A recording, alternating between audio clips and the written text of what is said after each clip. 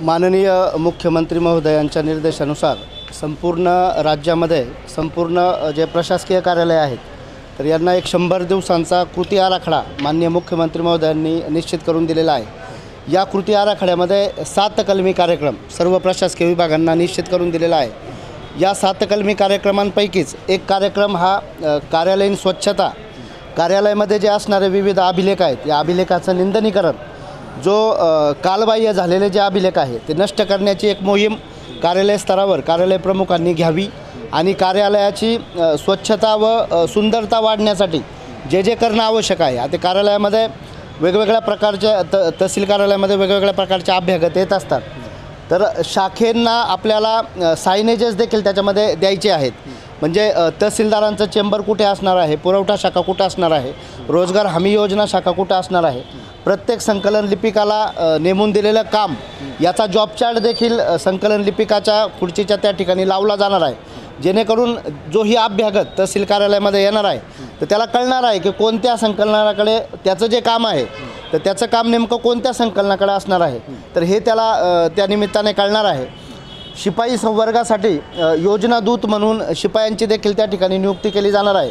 कार्यालयामध्ये येणारा जो अभ्यागत आहे तर त्या प्रत्येक अभ्यागताला त्याचं जे काम असणार आहे तर त्या संदर्भात माहिती ही शिपाई संवर्गातील योजना दूताकडून देण्यात येणार आहे।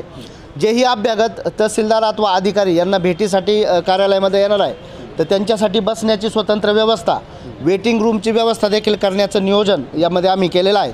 महिलांसाठी स्वतंत्र हिरकणी कक्षाची देखील स्थापना तसेच वेटिंग रूमची स्थापना या ठिकाणी आपण करणार आहोत। या मुख्यमंत्री महोदयांनी दिलेल्या 100 दिवसांच्या कृती आराखड्याच्या अनुषंगाने आज तहसील कार्यालय जामनेर येथे स्वच्छतेची मोहीम तसेच अभिलेखाचं निंदनीकरण करण्याचं कामकाज आज सकाळी 8 वाजल्यापासून सुरू आहे। या संपूर्ण दिवसामध्ये आपण आज स्वच्छतेचं आणि अभिलेख निंदनीकरणाचं जे काम आहे ते या ठिकाणी पूर्ण करणार आहोत। तहसील कार्यालयामध्ये येणारे सर्व जे अभ्यागत आहे अभ्यागतांना मी या निमित्ताने आवाहन करतो की कार्यालयामध्ये येताना कार्यालयाची स्वच्छता चांगल्या पद्धतीने या ठिकाणी राहील।